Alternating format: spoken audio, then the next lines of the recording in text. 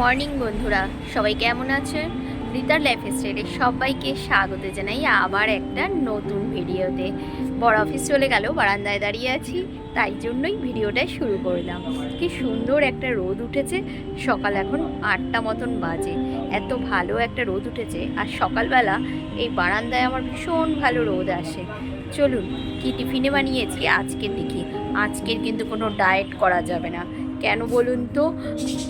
বাড়িতে আজকে লুচি হয়েছে। কালকের ভিডিওতে দিয়েছিলাম বাঁধাকপি কাটছিলাম, বরের আবদারে লুচি আর বাঁধাকপি খাবে, তাই জন্য ছেলের আর মায়ের জন্য এখন রেডি করে নিয়ে এসেছি লুচি আর বাঁধাকপি। আজকে কোনো ডায়েট ফায়েট চলবে না, আজকে খাওয়া দাওয়া এটাই হবে। চলুন দেখাই আপনাদের। এই যে বাঁধাকপি, দুজনের দুটো থালা, আর এক বাটি হলো লুচি। এখন এই ব্রেকফাস্টটা করে নেবো, তবে খেয়ে নিই আগে।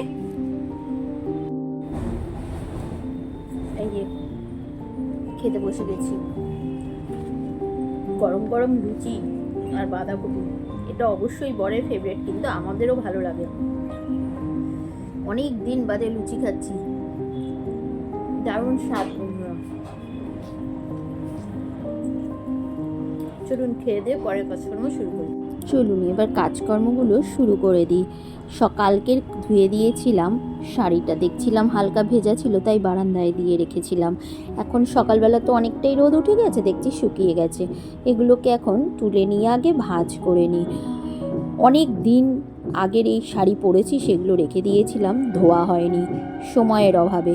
এখন তো বাড়িতেই আছি, সকালের দিকটা ছেলেকে নিয়ে বেরোতে হচ্ছে কম, তাই জন্য বেশ অনেক কাজকর্ম আমি এখন করে নিতে পারছি। ওই দেখুন, দেখতে পেলেন? সে তো ভিডিওতে আসবে না, ক্যামেরাটা ঘোরাচ্ছিলাম তখন তাকে একটু দেখিয়ে নিলাম। আমাকে বলেছিল এই ভিডিওটা কিন্তু তুমি পোস্ট করবে না।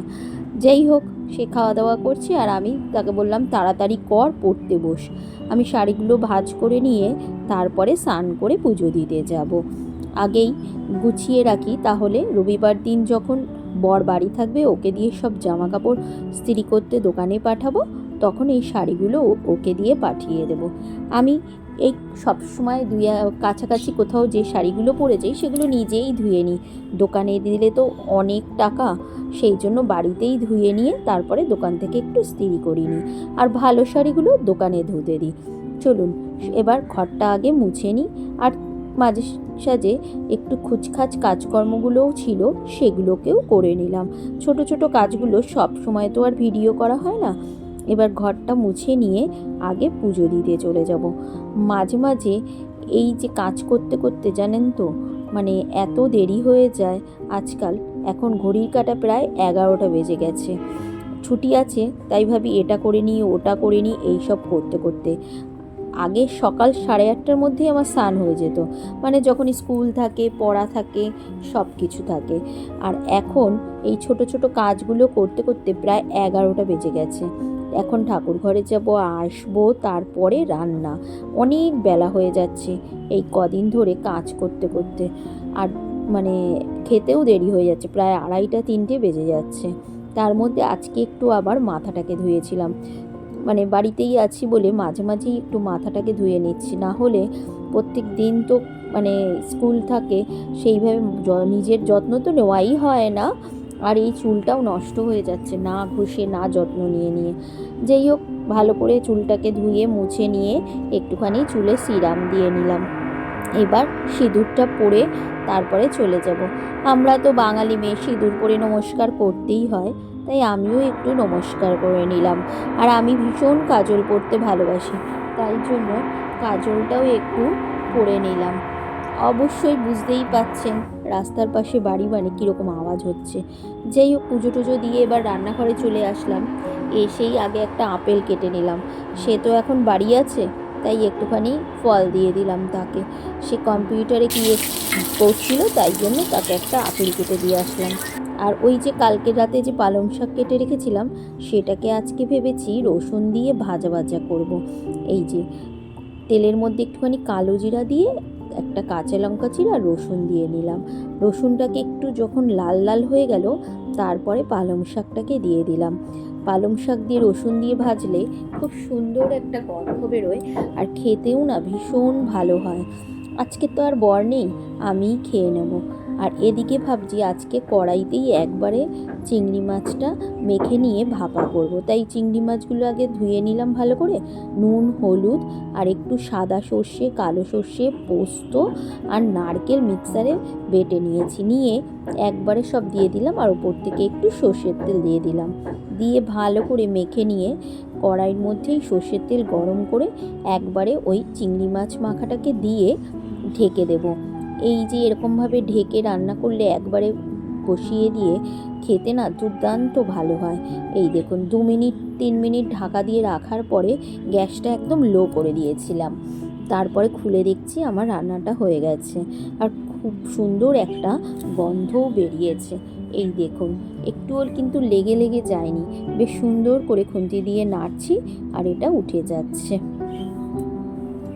অনেক রান্না হয়ে গিয়েছে। কি কি রান্না করেছি শেষ অবধি কতটা রান্না হলো আপনাদেরকে দেখাই, চলুন। এই দেখুন ডাল করেছি, মুগ ডাল। মুগ ডালটা ভেজেছ, একটু সোয়াবিন আলু পনিরের ছেলের জন্য তরকারি আছে, আলু ভাজা, সকালে লুচি, একটু বাঁধাকপি আছে, এই যে পালং শাকটা করেছি, আর এখানে শোল মাছ লাউ দিয়ে করেছি। সেদিন শোল মাছ করেছিলাম, তার থেকে 2 পিস রেখে দিয়েছি, সেই দিয়ে শোল মাছ দিয়ে লাউ দিয়ে খেতে খুব ভালো লাগে। এটা করেছি আমাদের এই যে চিংড়ি মাছের ভাপা, আর অবশ্যই সাথে রয়েছে ভাত। তাহলে খাওয়া দাওয়াটা করে নিই। খাওয়া দাওয়া করে একটু শুয়েছিলাম, এখন সন্ধ্যাবেলা প্রার্থনা হয়ে গেছে, তাই একটু রেডি হচ্ছি। আজকের একটু বেরোবো, কেন বলুন তো, চশমা বানাতে দিয়েছি সেটা আনতে যাব। আর সকালে মাথা ঘষেছিলাম, জ্বর তো আমার ছাড়ানো হয়নি, উপর থেকেই একটু হালকা করে আঁচড়ে নিয়েছিলাম।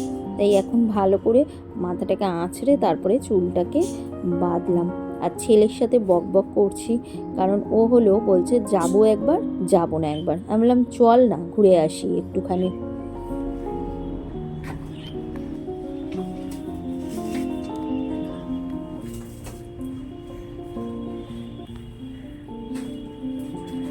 অনেক কিছু করে কাজ বাজ আসলাম বন্ধুরা, নতুন চশমা বানিয়েছি, অনেক কাজ।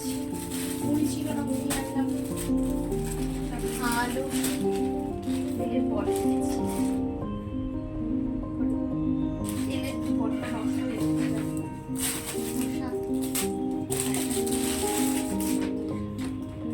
তাহলে আজকের মতন এখানেই ভিডিও শেষ করি। এখন জামা কাপড় খুলে নিই, তারপরে চাউমিন নিয়ে এসেছি, চাউমিনটা খাবো। আবার দেখা হচ্ছে পরের একটা ভিডিওতে। সবাই আমার পাশে থাকবেন, সাথে থাকবেন।